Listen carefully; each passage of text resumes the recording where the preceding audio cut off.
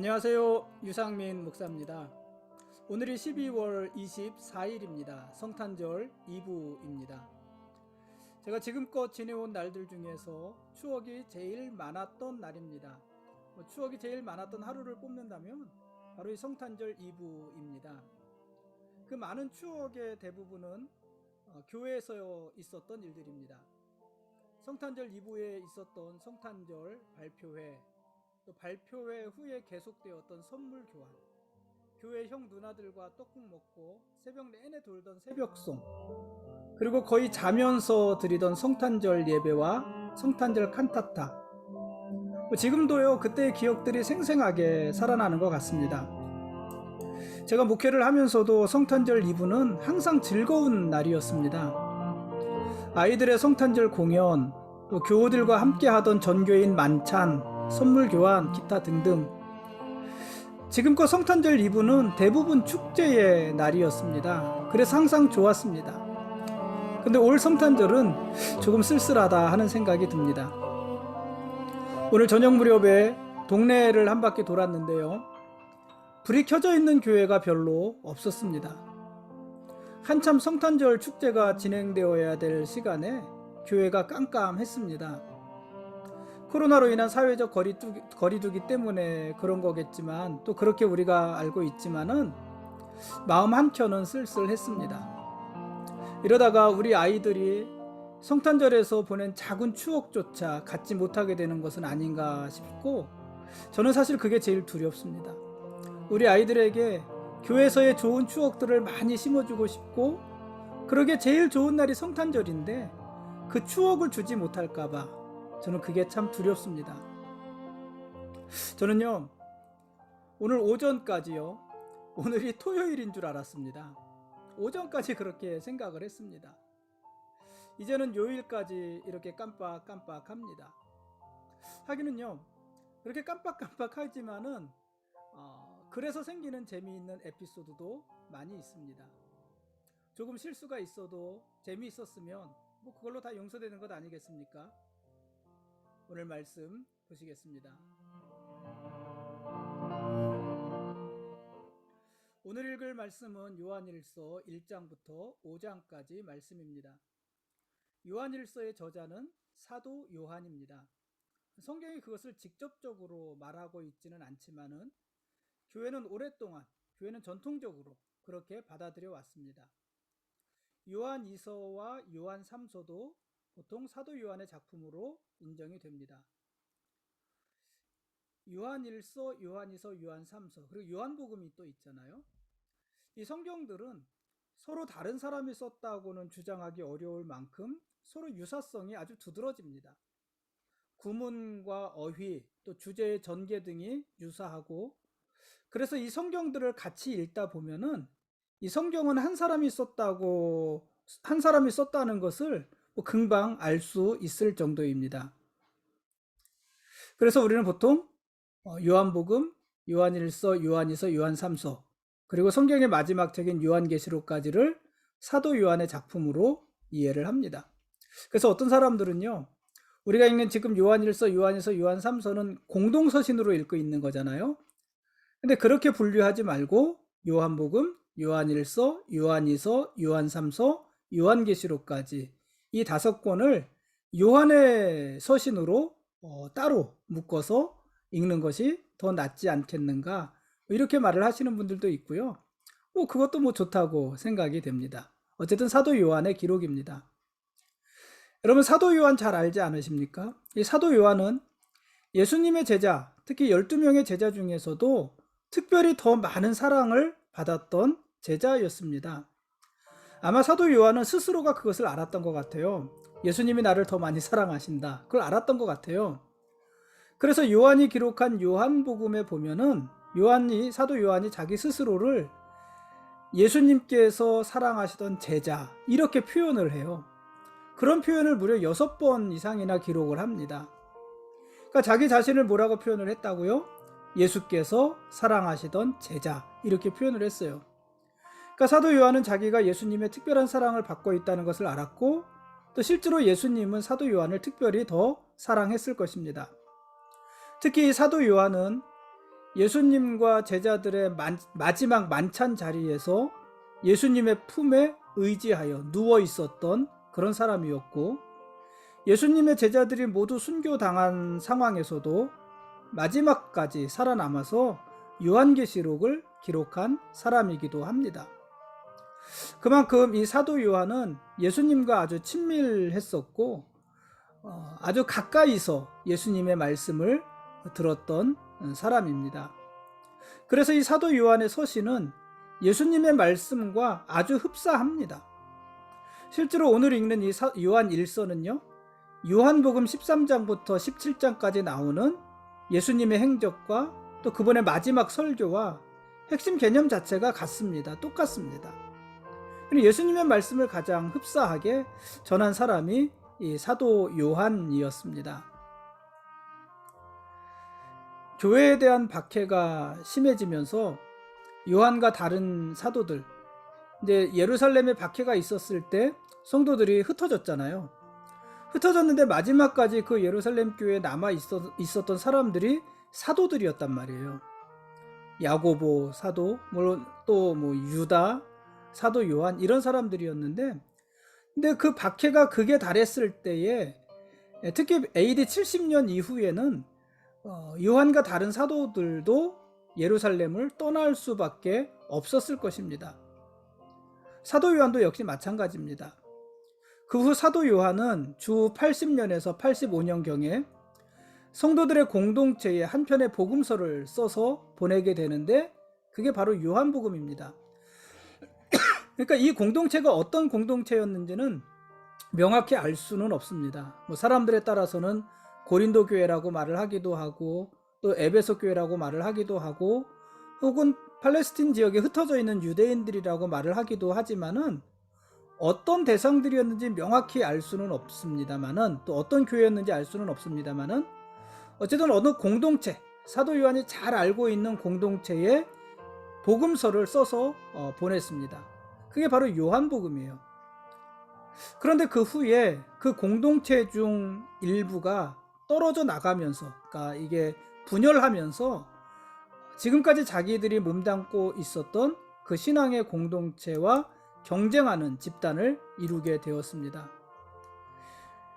어떤 것으로 경쟁을 했냐면은 복음의 내용으로 경쟁을 한 거예요. 어떤 복음의 내용이었냐면 거짓 교사들의 복음의 내용이었어요. 그러니까 지금까지 한 공동체에 몸담고 있었고, 그들이 한 교회로서 존재해 있었는데, 어떤 이유에서든지 그들 중에 떨어져 나가는 사람들이 생기고, 그들이 거짓 교리와 거짓 복음으로 성도들을 미혹하는 자들이 됐다는 것입니다. 그래서 사도 요한은 성도들에게 그리스도 안에 계속 남아 있으면서 성도들 간의 교제를 계속할 것과, 또 그 사실을 격려하면서 교회를 떠난 거짓 교사들을 비판하는 그 내용의 편지를 또다시 쓰게 되는 것입니다. 그 편지가 바로 요한 1서입니다.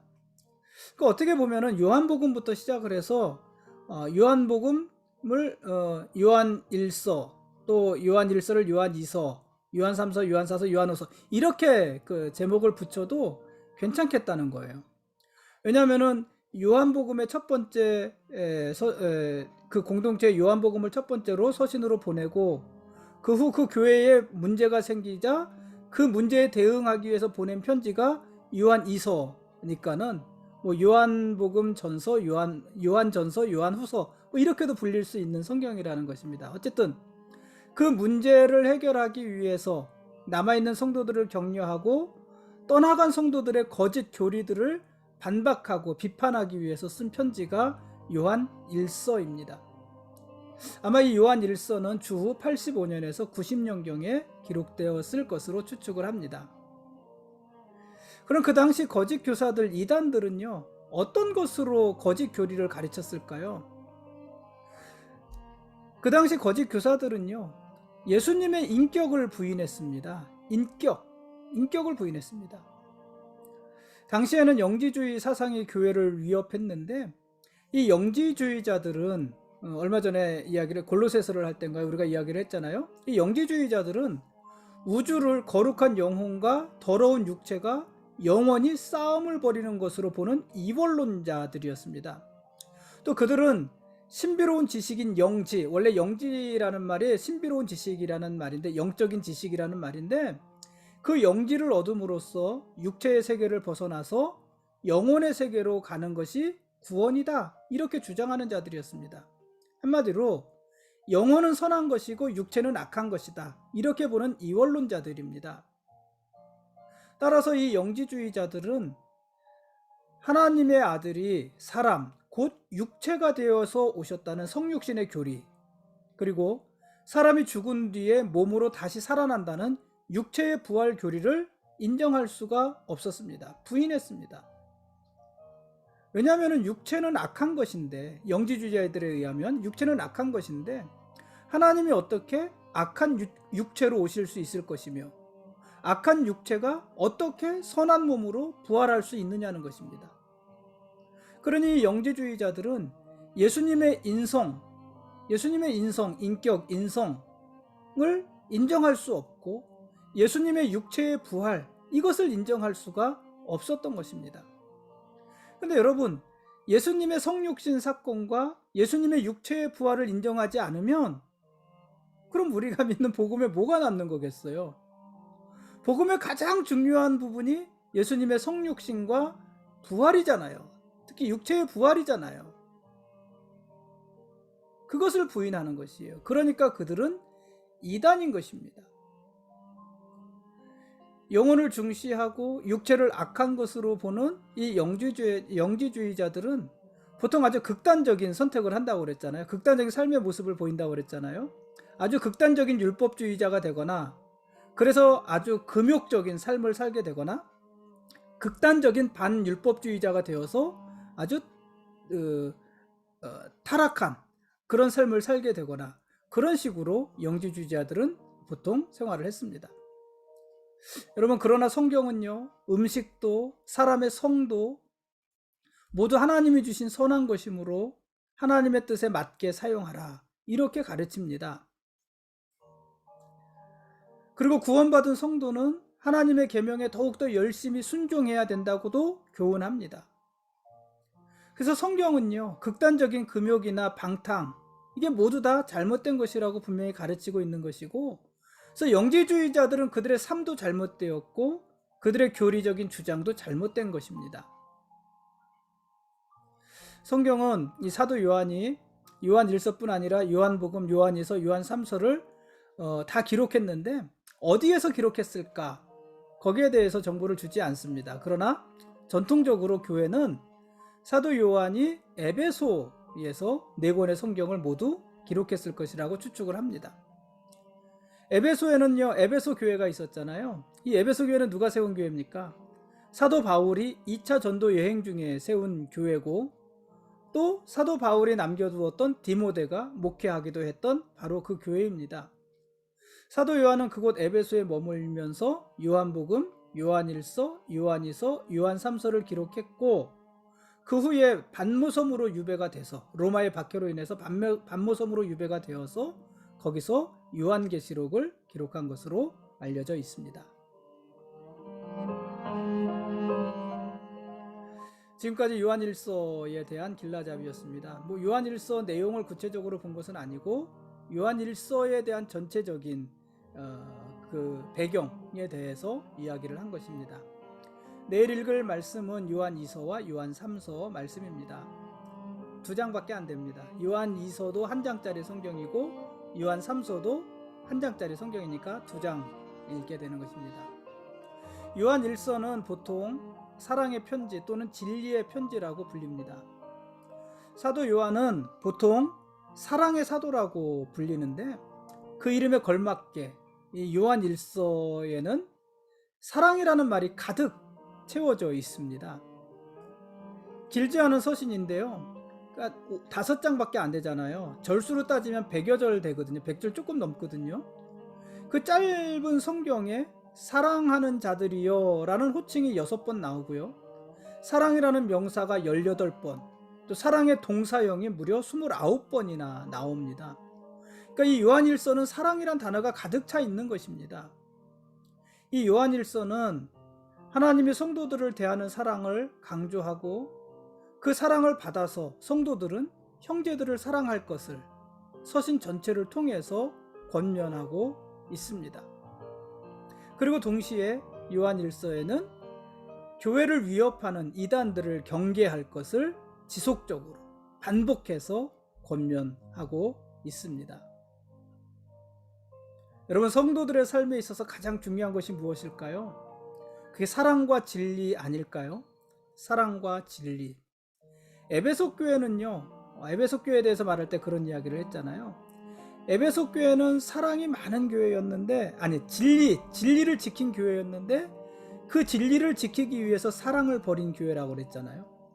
우리가 이제 다음 주간에 보는 요한계시록에도 에베소 교회에 대해 나오는데, 에베소 교회에 대한 평이 그거예요. 이단들의 공격으로부터 교회의 진리를 지켰는데 그 진리를 지키느라 사랑을 버린 거예요. 그러니 그 부분에 대해서 하나님이 책망하신 것이죠. 여러분, 교회는요, 진리도 지켜야 되고 사랑도 포기하지 말아야 되는 것입니다. 그래서 교회의 가장 중요한 것이 무엇일까 하면 사랑, 그리고 진리. 진리를 지키는 것, 사랑을 지키는 것. 세상을 이기는 힘은 사랑밖에 없습니다. 그것이 또 요한복음의 주된 메시지이기도 합니다. 오늘은 여기까지 하겠습니다. 오늘 내용에 대해서는 말씀을 나누지 못했는데 여러분들이 요한일서를 잘 읽어보시기를 바랍니다. 예수님이 우리의 왕이십니다. 그리고 우리는 그분의 거룩한 백성들입니다. 고맙습니다. 메리 크리스마스.